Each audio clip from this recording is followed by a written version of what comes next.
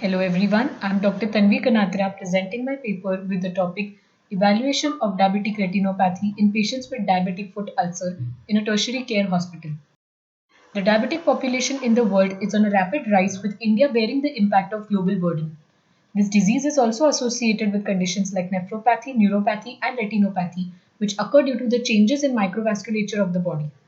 Diabetic foot ulcer, that is DFU, which is a very common cause of non-traumatic foot amputation worldwide, results in significant morbidity and mortality. Vascular insufficiency is the important predisposing factor for DFU. The cultural practices in India like barefoot walking, farming, and agricultural injuries, which is associated with poor standards of living, can contribute to the higher incidence of DFU. Our study evaluates the retinopathy status in patients with DFU from the rural population in India and investigates the risk factors which contributes to the development of diabetic retinopathy, that is DR. Our aim is to study the diabetic retinopathy status in patients with DFU. Materials and methods. In this cross-sectional hospital-based study, all patients with DM with a DFU from September 2018 to April 2020 underwent an ophthalmological evaluation for the documentation of their retinopathy status after taking permission from IC and an informed written consent from the patient. We included all diabetic patients diagnosed with a DFU based on the Wagner ulcer classification, attending the general surgery, orthopedics, and medicine OPD. We excluded patients whose retinopathy status cannot be assessed due to hazy media and patients having changes like diabetic retinopathy on fundus examination. We noted the patient's diabetic history and their blood pressure. The Wagner ulcer classification system used to classify the foot lesion has 6 grades, which are as follows. Grade 0 indicating no skin lesion with hyperkeratosis below or above bony prominences. Grade 1 indicating an ulceration of the skin and immediate subcutaneous tissue. Grade 2 indicating deeper lesions penetrating to the tendon, bone or joint capsule. Grade 3 denoting involvement of deeper structures and that osteomyelitis may be present. Grade 4 indicating partial foot gangrene and grade 5 indicating complete foot gangrene. We conducted visual acuity charting, slit lamp biomicroscopy to evaluate the anterior segment, indirect ophthalmoscopy, and fundus photograph to examine the fundus of each patient. In patients with asymmetrical DR, the rule was to consider and record retinopathy of greater severity.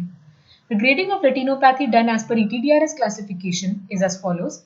Non-proliferative diabetic retinopathy, that is NPDR, further classified as mild, moderate, severe, and very severe NPDR. Proliferative diabetic retinopathy, that is PDR, further classified as mild to moderate PDR and high-risk PDR.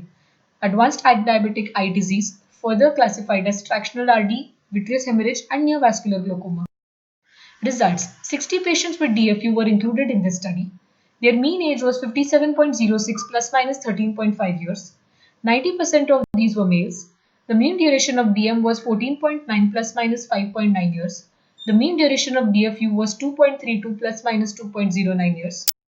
75% patients with DR were having grade 3 and 4 of DFU. DR was seen in 90% patients, out of which 25.92% had PDR and 74.08% had NPDR. Applying Fisher's exact test, there is statistically significant association between severity of DFU and severity of DR. Hypertension was an associated condition found in 53.33% of patients. Applying Spearman's rank correlation, there was significant positive correlation of DR with age, duration of DM, severity of DFU, and presence of hypertension. A significant statistical association of increasing DR and DFU was found in a similar study conducted by Wang et al., which hypothesized that it occurred due to an increased oxidative stress leading to endothelial damage as seen in the later stages of diabetes. Shahbazian et al. In their study noted that 33.3% of their patients with DFU had presence of DR, while our study showed 90% of patients with DFU having DR. Nadarajan et al. Showed that the duration of diabetes accelerated the development and progression of DR. The Wisconsin epidemiological study showed that the prevalence of DR ranged from 28.8% in diabetic patients with less than 5 years duration to 77.8% in diabetic patients with more than 15 years of duration of DM. The CURE study showed an increased prevalence of DR in men along with a 1.89-fold increased risk of DR for every 5-year increase in the duration of diabetes. Venkatesh et al. Studied the comorbidities associated with DR in an Indian cohort and reported an increased presence of hypertension, which was also seen in our study. The fact that the majority of patients with a DFU had DR raises concerns about the impact of this combined disability on the patient's quality of life. There is a lower quality of life in patients with DFU due to depression, fear of amputation, changes in lifestyle resulting from disability. The quality of life is decreased in patients with DR due to significant and disabling vision loss. Therefore, establishment of an association between DR and DFU can aid in better screening protocols to be implemented to identify and control both diseases in a timely manner and also improve the quality of life. The presence of DFU can predict a likely progression to the advanced stages of DR. A carefully planned strategy offering an integrated approach to the examination of diabetic patients in the early stages itself should be in place and is the need of the hour. An ophthalmological evaluation in case of detection of DFU and vice versa, that is a prompt referral of DR patients to a general surgeon specializing in DFU, is of utmost importance for better outcomes. Thank you for your patient listening.